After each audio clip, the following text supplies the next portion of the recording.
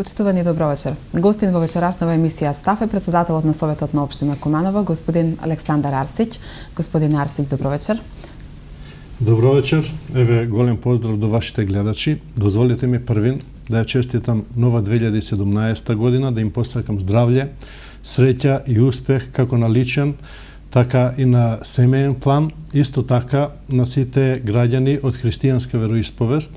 Сакам да им го честитам големиот празник Божич, Христовото раѓање, и да им посакам да го поминат во мир, спокојство и благосостојба заедно со нивните семејства. Ви благодарам што одвоивте време да бидете дел од вечерашнава емисија. По неотповикливата оставка на Максим Димитриевски, вие сте новиот председател на Советот на општина Куманово. Предизвик ли беше да се прифати оваа одговорна функција? Прифати една позиција на една ваква одговорна функција како што е председател на Совет, посебно во едни вакви турбулентни времиња, со една политичка неизвестност. Меѓутоа, еве, добив голема чест, добив голема поддршка, меѓутоа со тоа и една голема одговорност. Меѓутоа, сум тука за да ги прифатам сите предизвици кои ги носи оваа позиција како председател на Совет. Она што сакам да го знаат гледачите, дека во животот имам своји видувања, свој начин на действување, свој концепт и своја визија, така да и сето она што го работам професионално и посветено, и тоа го препознаваат луѓето со кои се знаеме, со кои соработуваме, и на овој начин ја добивам и довербата од граѓаните на општината Куманово. Зашто ќе се залагате по-конкретно како председател на Советот? Па сите ингеренции кои ги носи оваа позиција, јас ќе се залагам да се спроведуваат законите во Република Македонија, да се почитуваат, исто така да се почитува статутот на општина Куманово, меѓутоа и деловникот по кој работи Советот на општина Куманово.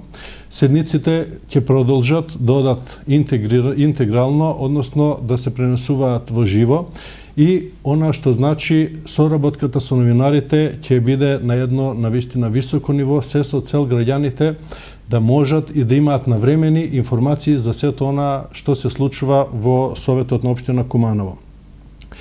Ние како советници сме народни избраници, односно народни служители, им служиме на граѓаните. Нашиот мандат е всушност и нивниот мандат, и затоа треба да имаат транспарентност во нашето работење, да осознавуваат што е тоа што го работиме ние како Советот, и затоа тоа ќе биде една од битните работи за кои ќе се заложувам. И морам да кажам дека канцеларијата на председателот на Советот се наоѓа во општинската зграда. Таа ќе биде секогаш отворена како и досега за сите граѓани кои имаат некои своји барања, некои своји предлози, или пак да имаат некои своји проблеми. Тука сме отворени за да можеме да поработиме на тоа. Инаку, моја голема заложба ќе биде во донесување на реални и остварливи програми со цел задоволување на потребите и интересите на граѓаните и со цел развивање на општината Куманово. Како досегашен советник, како ја оценувате работата на Советот на општина Куманово? Се водеа ли досега конструктивни расправи? Вака, значи, Советот на општина Куманово го се членуваат 13 политички субјекти. Сите овие политички субјекти си имаат свој интерес на действување, и во зависност од тој интерес на действување, со отворање на одредени точки, тогаш настапуваат своја аргументација, своји приложување на своји факти, и доаѓа до расправа и отворање на овие точки. Меѓутоа, и на оној демократски начин, потоа доаѓа и до усвојување на овие точки на оној начин на кој што и оној аргумент кој ќе добие, или оној факт кој ќе добие најголема поддршка од сите советници, таа аргументација и тој факт ќе биде прифатен во Советот на општина Куманово. Морам да кажам дека кога дискутираме по точките во Советот на општина Куманово, најголеми најголемо внимание привлекуваат точките кои ни се од развојните програми, од спортот, од културата, кога расправаме за буџетот и така натаму. Бидејќи овие точки навистина се важни, бидејќи тука се инкорпорирање сите проблеми и она што го бараат граѓаните, меѓутоа не само граѓаните, туку и јавните предпријатија, местните заедници, невладините организации, спортските друштва, културните друштва и така натаму, и затоа имаат најголемо внимание и тука е најголемиот интерес на советниците. Морам да кажам дека една од големите придобивки на Советот на општина Куманово стои така и во деловникот, е седницата на советнички прашања која се одржува еднаш во 3 месеци, каде што сите советници може да постават своји прашања кои ги приготвиле заедно со граѓаните, со нивните поддржувачи, со граѓаните кои имаат одредени проблеми и ги поставуваме на самите седници на тој начин и добиваме одговор од градоначалникот и од сите служби кои се тука баш на проблемите кои се од општественото живење во општина Куманово. Господин Арсиќ, поред вас, зошто позицијата во Советот најчесто ги одбива предлозите кои што доаѓаат од страна на коалицијата за подобра Македонија? Вака, значи... Има еден таков општ впечаток. Значи, бидејќи самите седници одат во живо, граѓаните секогаш може да видат што е навистина тоа што се случува, дали има таква перцепција или нема, значи тука ќе го оставам тоа граѓаните сами да си го проценат. Можам да кажам од моје видување дека сите седници започнуваат со усвојување на дневен ред, каде сите советници уште тогаш имаат свое право да поднесуваат одредени иницијативи како точка на дневен ред, а во согласно со тоа дали е оправдано или не е оправдано присуство баш на таа седница, таа точка доди, одлучува мнозинството на Советот. Инаку, морам да кажам дека сите точки и тие кои тогаш не били прифатени се ставаат на некој од наредните седници, бидејќи Советот многу пати има задолжено општинската администрација да изготви одредени извештаи или одредени информации по одредени точки, да ги достави до Советот да ги разгледува и така натаму. Посебно, еве, кога разгледуваме развојни програми, тогаш има големи дискусии, има одредени барања од опозицијата, меѓутоа сите амандмани се разгледуваат демократски, сите амандмани кои се уздржани, дел се прифаќаат и од општинските служби, меѓутоа и од советниците, така да не само од опозицијата и од позицијата, јас како советник имам поднесувано амандмани кои биле прифаќани на самите седници, така да сето тоа што го работиме да биде транспарентно и на еден демократски начин. Ако погледнеме за транспарентноста, ќе видиме дека навистина транспарентноста на работењето на Советот на општина Куманово на едно високо ниво, што не би можело да се каже ако го погледнеме парламентот и усвојување на развојните програми и буџетот, каде што ниту еден амандман или било кој предлог не бива прифатен ако доаѓа од страна на опозицијата за сите овие 11 години.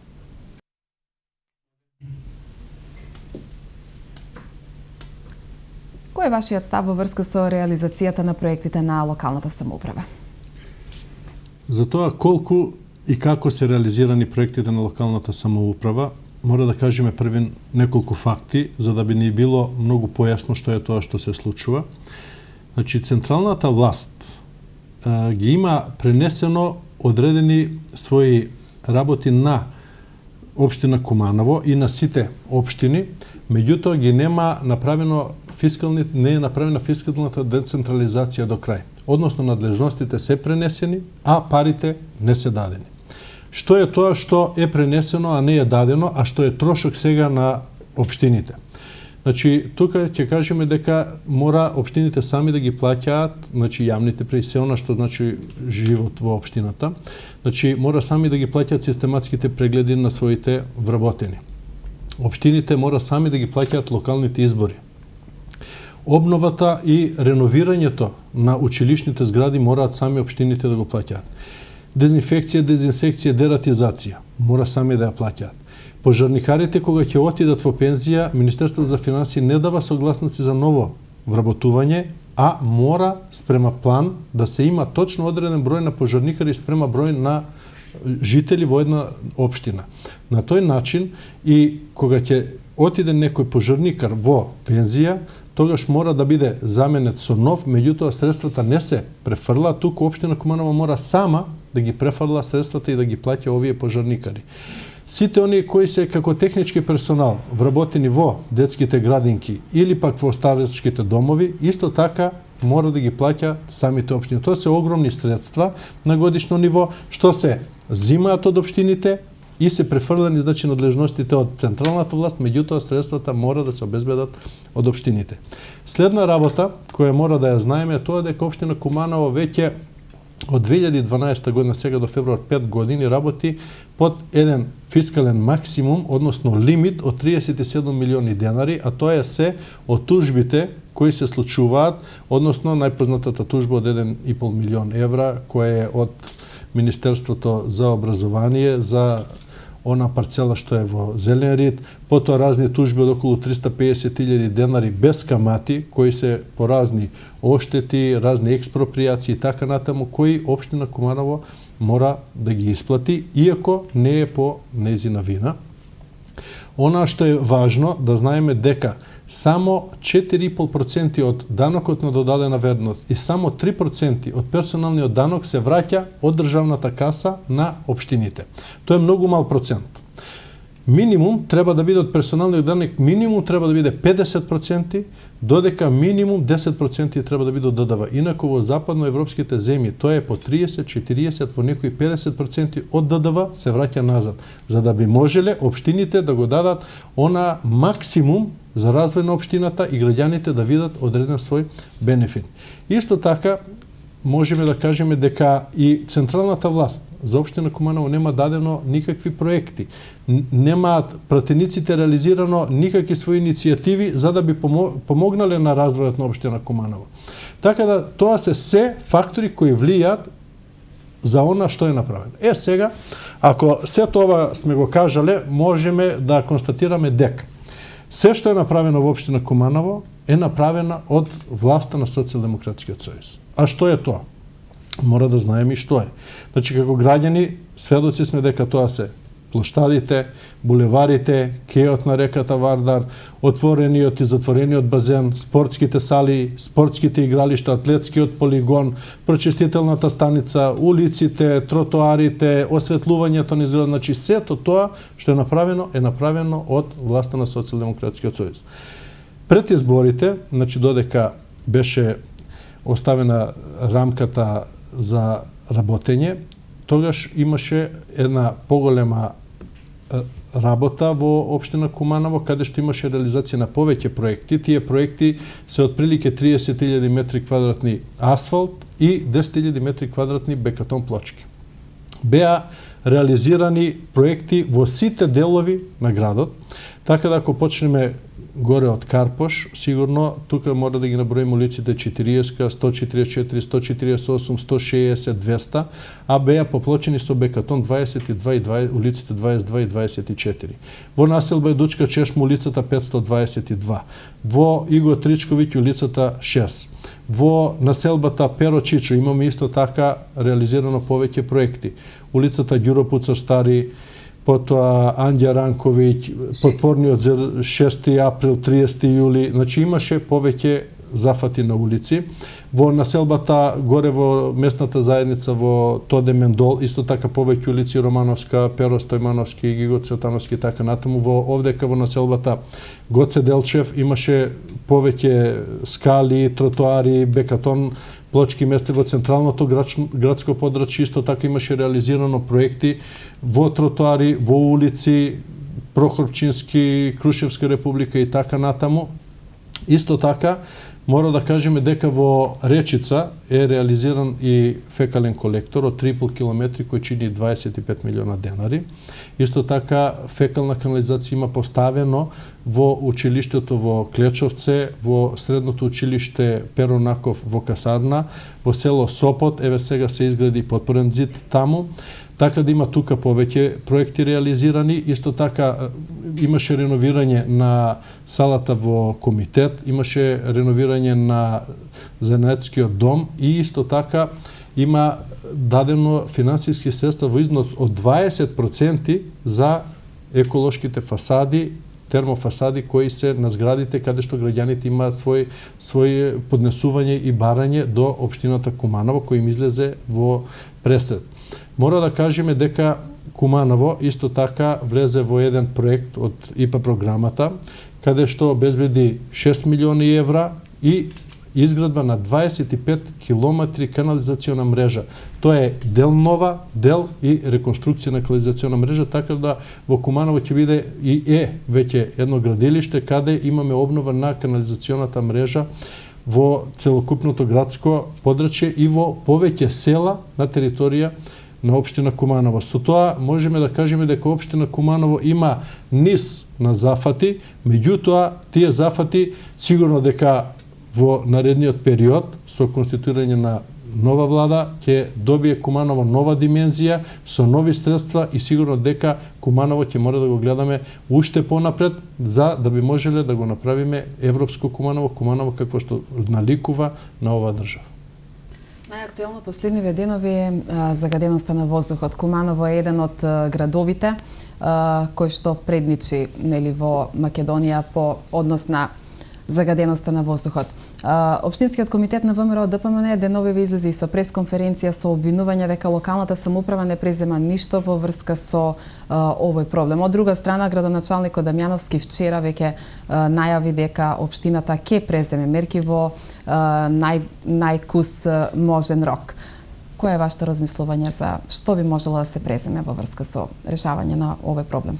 Значи, ова е навистина голем проблем, меѓутоа централната власт за се гледа само одредени политички поени, бидејќи Куманово точно спрема она што го слушаме и го гледаме према овие станици мерни кои го мерат загаденоста на воздухот, точно дека се кажува дека има одредена загаденост, дека тоа е на големо ниво, меѓутоа мора да кажем дека тоа е на ниво на цела држава, посебно на Скопје, Тетово и така натаму, сите градови се офатени со тоа. И големо е прашање зошто после 11 години немаме никаква реакција од страна на власта баш по оваа прашање. Оваа прашање е многу комплексно. СДСМ неколку пати излегуваше на пресконференција и предлагаше одредени мерки. Меѓутоа, јас како советник овдека можам да дам свое видување баш и на оваа тема што се однесува за Куманово, тука сакам да се задржам. Значи, ако сакаме да видиме што треба да направиме во врска со загадувањето, мора да кажеме дека први мора да приготвиме студија која ќе ни каже точно од каде ни доаѓа тоа загадување. Бидејќи, ако видиме дека имаме неколку моменти, тоа дека во Куманово нема некоја посебна индустрија која може да го загадува воздухот и гледаме дека вечерните часови, посебно 1-2 часа од ноќе, кога сите спијат, кога нема возила, тогаш имаме енормно зголемување на воздухот. Значи, мора да се направи една студија да видиме од каде први доаѓа тоа загадување на воздухот, а дури потоа можеме да приготвиме одреден сет на мерки. Сетот на мерки сигурно дека може да биде моментални мерки и може да биде мерки кои ќе бараат одреден временски период и одредени вложувања. Како сет на мерки кои би биле веднаш, тоа сигурно би било, како што кажавте дека една од мерките ќе биде со прскање со магнезиум ацетат, тоа е само една мерка.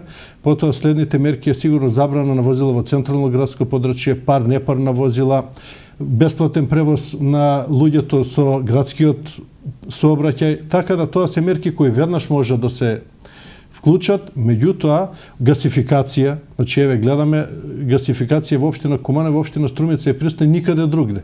Тоа е едно најеколошко грејење на граѓаните, меѓутоа државата воопшто не води грижа за такво грејење и мислам дека оваа студија која треба да се изготви, значи не само во општина Куманово, цела држава е навистина за да се спречи ова што го викаме тих убиец на луѓето, бидејќи навистина овие PM честици постепено вршат убивање и мислам дека над 1500 луѓе годишно баш поради ова доживуваат свој трагичен крај. Задоволни ли сте од резултатите кои што Социјалдемократскиот сојуз ги постигна на последниве парламентарни избори во Куманово, на ниво на Куманово? Така, значи, на ниво на Куманово Социјалдемократскиот сојуз освои победнички резултати. Тука победиме со 22.500 гласа наспрем 20.500 на ВМРО ДПМН.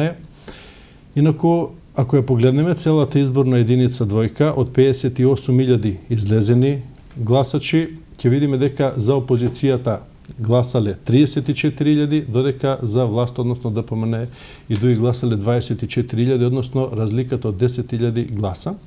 Морам да кажам дека од претходните избори sada сам имам покачување за дури 50% од гласовите, односно од 15.000 на 22.500 гласови, со тоа што точно се покажува дека граѓаните на Куманово ги поддржуваат политиките на Социјалдемократскиот сојуз. Исто така граѓаните на Куманово кажаа дека сакаат живот во Македонија, дека сакаат правда во Македонија, дека сакаат слобода и демократија. И со тоа и на еден начин ја го трасира и патот каде ќе се движи работата, односно на кои стази ќе оди Социјалдемократскиот сојуз и на локалните избори. Но сепак освоивте 2 мандати помалку од ВМРО ДПМН. На што се должи ова? Која беше причината за ова? Така, значи Социјалдемократскиот сојуз на Македонија, значи излезе со една своја визија, со една своја програма, каде што успеа да ги обедини сите граѓани на Република Македонија без разлика на економска, политичка или верска припадност. Тие граѓани веруваа и покажаат дека сакат една ваква програма на Социјалдемократскиот сојуз и излегува во огромен број и гласа нови избори. Тоа во бројки можеме да го кажеме на следниот начин. Односно, први за изборна единица број 2. Во изборна единица број 2 Социјалдемократскиот сојуз на минатите избори имаше 40.000 гласа, сега има 70.000 гласа. Тоа е зголемување на 80% од гласачкото тело.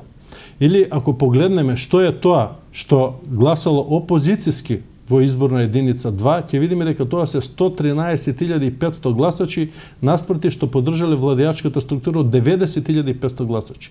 Тоа се 23.000 гласа спрема опозицијата. Ако погледнеме во Република Македонија исто така, можеме да забележиме едно огромно качување, односно 280.000 од претходните избори кои го имаше Социјалдемократскиот сојуз, сега веќе доаѓа до 436.000 или изголемување од 60%. Тука точно граѓаните даваат свое видување или разлика меѓу опозицијските партии и позицијата изнесува 110.000 гласа. Значи овдека граѓаните точно знаеа, излегува огромен број и дадоа поддршка на Социјалдемократскиот сојуз и на опозицијата, односно побараат да има промени и нов начин на живот во Македонија. Господин Арсиќ, прв пат по осамостојувањето на Република Македонија, Куманово ќе има најголем број пратеници во собранието на Република Македонија. Што ќе значи ова за Куманово? Ќе добие ли Куманово нешто повеќе за разлика од претходниот период? Така, значи и до сега Куманово имало пратеници, меѓутоа многу е важно пратениците кои ќе бидат од власт. Тие се тие што можат да лобираат и агитираат да дојдат одредени проекти и одредени средства во општина Куманово. До сегашната власт, односно претениците до сегашната власт, тоа го немаат направено и можеме да констатираме дека целата нивна заложба и функционирање било во суштина бранењето на политичките бои, а не бранење на интересите на граѓаните. Она што го очекувам сега, навистина, очекувам да пратениците бидат навистина народни избраници и не само од пратениците. Очекувам Куманово да добие министри, очекувам Куманово да добие директори и очекувам Куманово веќе да ја тргне оваа децениска неправда која му се случува. Бидејќи со доаѓањето на новите проекти, новите средства, навистина Куманово треба да го вратиме и ќе го вратиме на мапата во живењето во Република Македонија. Бидејќи како што гледаме, секаде има средства за било какви проекти, дали се тоа училишта, дали се тоа градинки, дали се спортски сали, Куманово нема ниту една градинка, ниту било каква инвестиција од оваа власт. Тоа е како да доаѓаме намерно да го казнуваме кумановскиот граѓанин, бидејќи никако ВМРО ДПМН не може да освои победа во Куманово, меѓутоа Социјалдемократскиот сојуз сега со формирање на новата влада, бидејќи се надеваме дека тоа ќе се случува и ќе допринесе да дојдат нови проекти, нови средства и граѓаните веќе да почувствуваат овој бенефит. 20 дена по завршување на изборите се одржа и конститутивната седница на собранието. И ВМРО ДПМН и СДСМ се со иста желба да формираат собраниско, да направат собраниско мнозинство и да формираат влада. Според вас, мислам дека веќе кажавте која партија ќе успее да формира влада? Така, значи, не само која партија ќе формира влада, граѓаните се изјаснија која партија треба да формира влада со тоа што кажеме од претходните анализи. Со 60% поголема излезност и со масовна излезност покажа дека сакаат промени и дека сакаат влада. Влада која ќе донесе реални проекти. Влада која ќе донесе живот во Македонија, влада на која фокусот ќе биде слободата, демократијата и правдата во Република Македонија.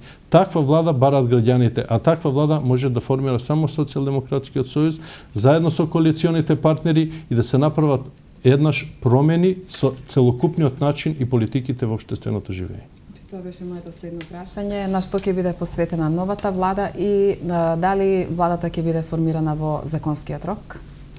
Вака, сигурно дека законските рокови ќе се почитуваат и дека владата ќе биде формирана, исто така верувам дека законските рокови нема да бидат пробиени, дека се ќе си биде во најдобар можен ред и она што секоја влада ќе мора да се грижи, а ова влада што сега ќе дојде и централното место е граѓанинот, а не државата. Значи, владата на Социјалдемократскиот сојуз внимава на тоа граѓанинот да биде во центарот на вниманието.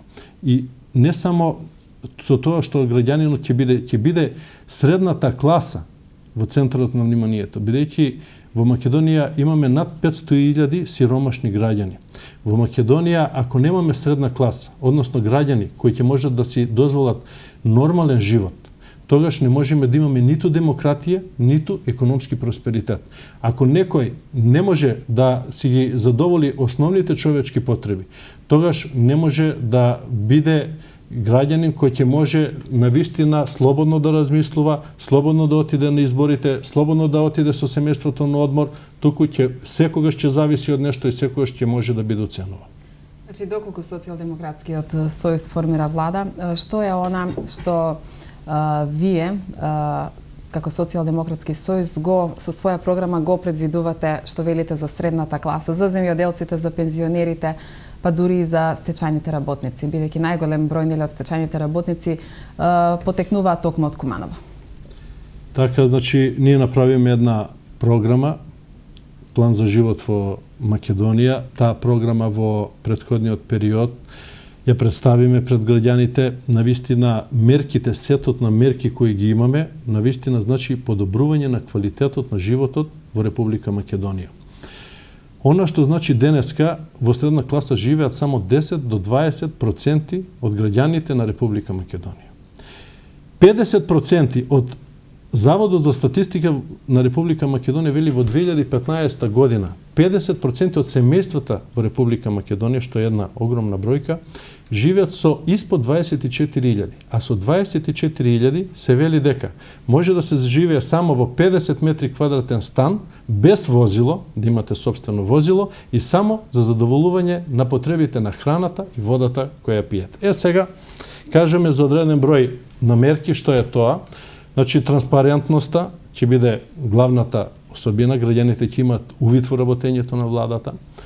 Кога ќе се носат одредени битни проекти, посебно буџетот на Република Македонија, тогаш премиерот и министерот за финансии ќе мора заедно со експертите и пратениците од опозицијата да седнат и тоа да пред камери да го разложат, да го разработат и она што е најдобро, тоа да биде прифатено. Значи, не само да се стави на маса и адхок да бива прифатено.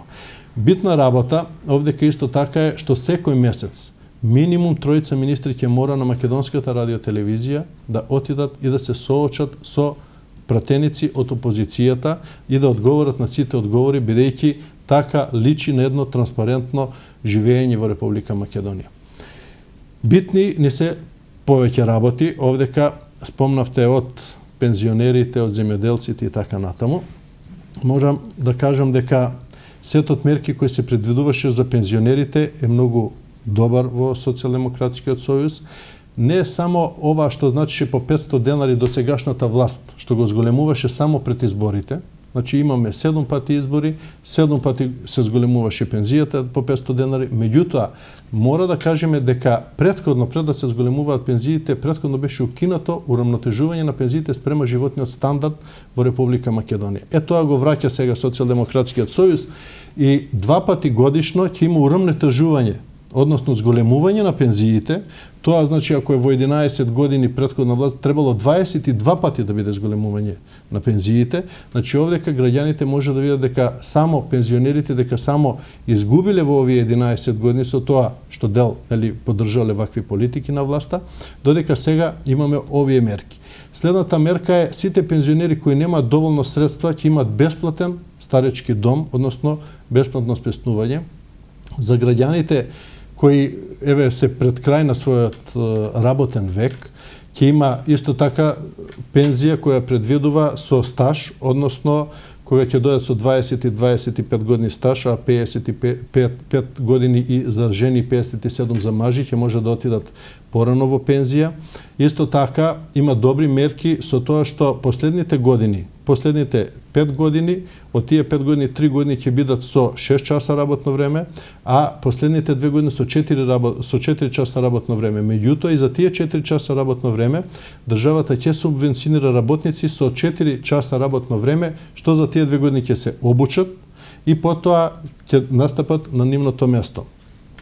Значи, една работа која е исто важна за пензионерите, на кој начин, значи, пензиите до сега се набавувале.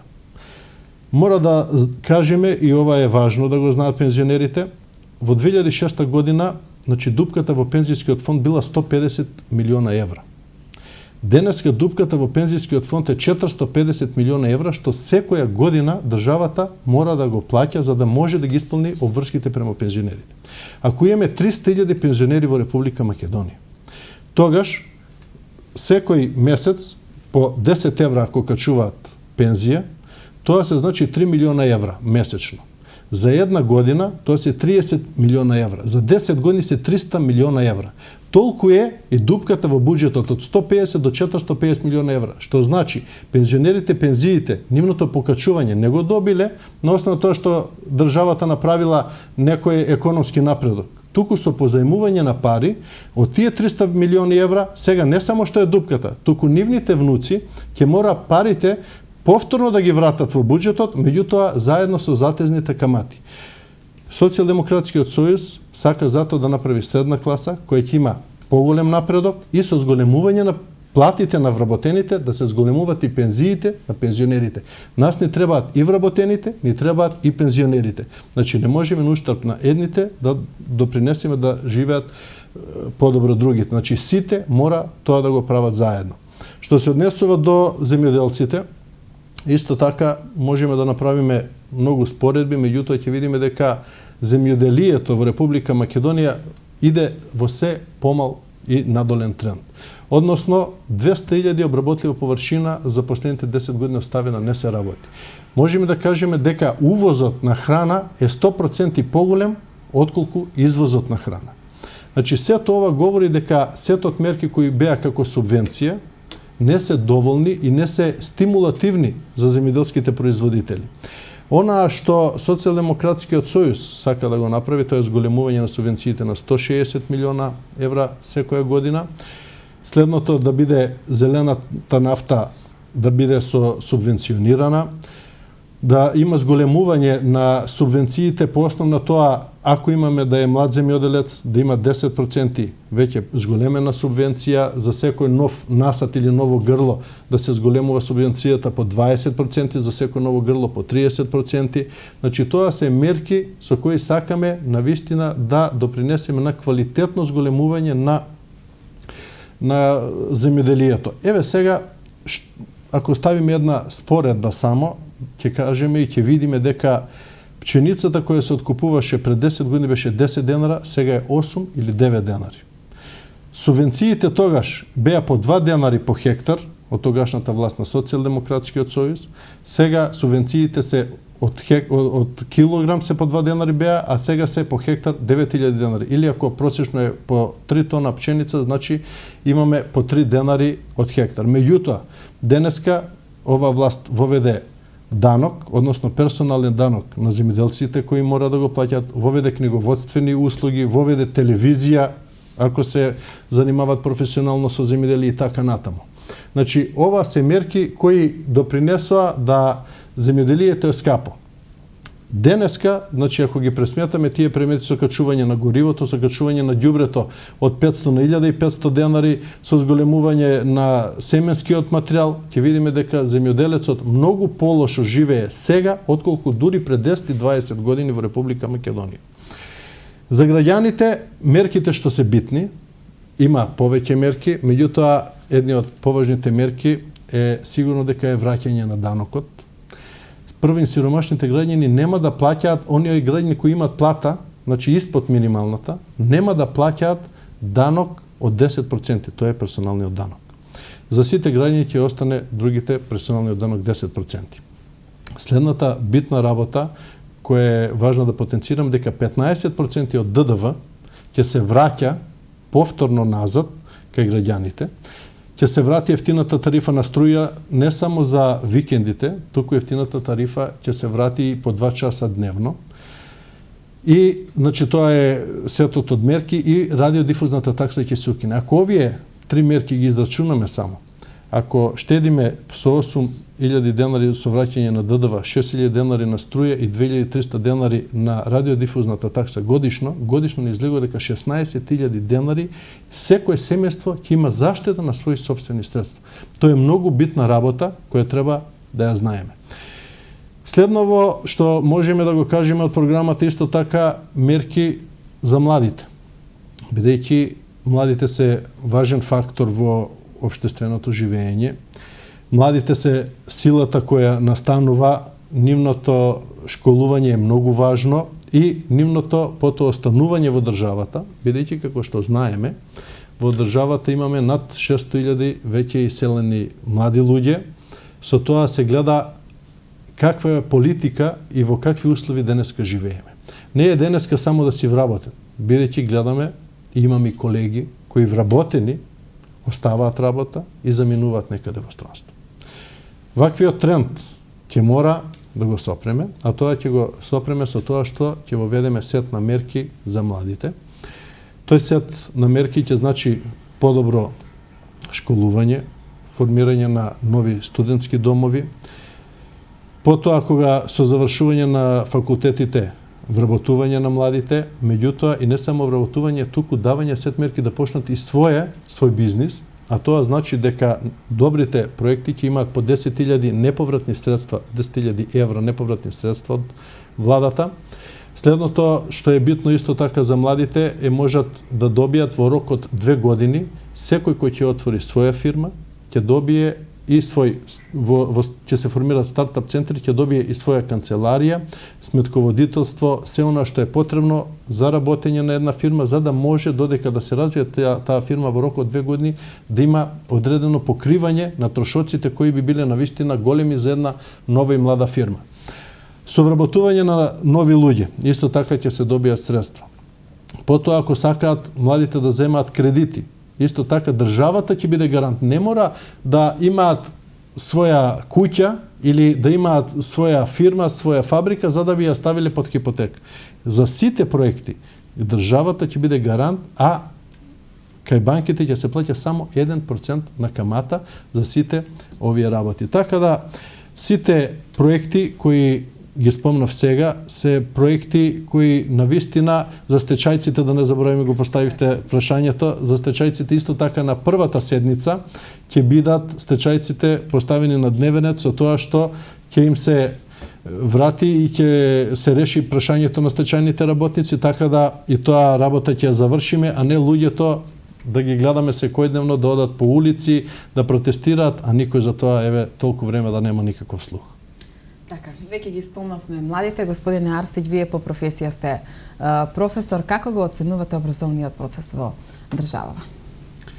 Така и образовниот процес во државава, како и сето друго општествено живење, најде на една лоша политика од страна на власта и со она што можеме да се присетиме кога ќе кажеме за образование, сигурно дека ќе ни текне целосно увид и доаѓање на инспекцијските служби, екстерното оценување, а сето тоа се прави со цел на заплашување и држење на образованието под политичка палка на актуелната власт. Значи, не може да имаме образование кое ќе биде под присила. Еве тоа ќе го кажеме со еден прост пример. Минатата година сите професори и наставници заедно со синдикатот организира штрајк. Тој штрајк беше поддржан од половина професори, половина не. Зборувам за цела Македонија, во Куманово беше поддржано, меѓутоа на ниво на Македонија од половина од наставниците не беше поддржано. Што беа точките и барањата? Барањата беа две, многу едноставни и важни. Тоа е да нема казнување од екстерното оценување. Бидејќи, ако еднаш добиете казна како професор, тогаш тоа ви излегува околу 700 евра цела година да ви се одбива од платата. Ако втор пат добиете казна, тоа значи губење на работното место. Професорите бара, значи, една таква работа. Другата половина од професори не поддржаа такво барање. Втората работа беше исто легитимна, тоа беше зголемување на плати, бидејќи знаеме дека професорите и наставниците се едни од најнеплатените професии. Што е во нашите програми една од тоа, значи зголемување на платите на наставниот кадар. И второто, значи тоа барање повторно не беше поддржано од дел од кој тука се гледа мешаноста на политиката, кога вие повеќе не мислите за вашето семејство дека ќе изгубите работно место и дека не ви треба зголемена плата, значи кој е тој што не мисли за своето семејство, на својата фамилија и на своите деца да им однесе нешто повеќе дома и да им купи нешто повеќе. Значи тука се гледа како политиката страшно ги стиска работите. Она што е за екстерното оценување на првата седница на влада ќе биде укинато, тоа ќе биде на голема радост и на учениците, и на професорите, и на родителите, бидејќи исто така со тоа се направи еден голем притисок, се со цел да се оттргне вниманието од она како се живее во Република Македонија, а да се сконцентрираме на тоа, чекате какви оценки ќе добиеме, а тестовите знаеме на каков начин и со какви проблеми се соочуваат учениците и родителите, така да родителите мора да учат, па се дадени одговорите и дали со дадени одговори треба да настапуваме со ученици пример со петки, со четворки и така. Значи тоа се големи проблеми кои се отворија, меѓутоа и тие работи ќе мораме да ги завршиме, така да образовниот процес ќе го вратиме таму каде што треба. Едни од важните приоритети на владата на Социјалдемократскиот сојуз, она влада која ќе формираме во наредниот период, ќе биде следново: ќе се намалат предметите на учениците, бидејќи малите деца знаеме дека имаат по 5-6 часа, што навистина е премногу за едно такво мало дете. Наставните содржини ќе бидат намалени, бројот на учениците на паралелки ќе се намали од 34 на 25. Зошто тоа? Бидејќи реално дел од луѓето се иселија, реално немаме доволен број на деца, тоа се деца гледаме и на Советот усвојуваме одредени статистики кои ги гледаме секоја година и гледаме дека секоја година во општина Куманово се намалуваат бројот на дечиња. Така да ова е една од мерките, екстерното оценување кажеме ќе го укинеме, а платата на наставниците ќе биде зголемена. Исто така, важна мерка ќе биде враќање на автономијата на универзитетот и значи професионализацијата и автономијата на работењето на универзитетските професори.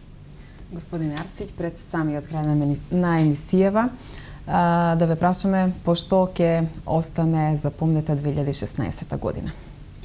Па вака, 2016 година беше многу турбулентна година, значи година во која пробувавме на неколку наврати да дојдеме еве до овие избори. Социјалдемократскиот сојуз даваше своји визии, прикажуваше своји планови, меѓутоа беше и тешко да се создадат услови за да дојдеме до избори. Сето тоа допринесе до една политичка нестабилност во државата и мислам дека една ваква година е година која веќе не треба да имаме, туку од оваа година, од 2017 година, ќе мора да работиме што повеќе на навистина проблеми, како што ги спомнавте, со загадениот воздух, со подобрување на стандардот на граѓаните, бидејќи граѓаните тоа го бараат.